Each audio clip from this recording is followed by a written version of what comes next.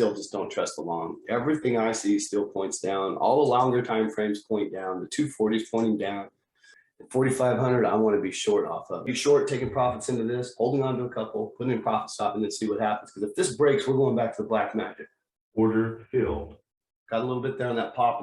Now I want to take profits at the end of every 5-minute candle dump. Time to take some profits. Get ready to get back in. Have an order sitting out.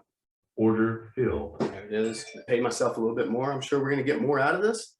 I got to get some right there. We're getting into this volume. It's about as far as we might get. I'm hoping we get 85. So I got a piece there. I'm gonna get some more if we can get up there. I'm watching this. If it hits that 77.50, I'm taking profits. Order filled. I got to pay myself. I'm like, I just took them all off right there.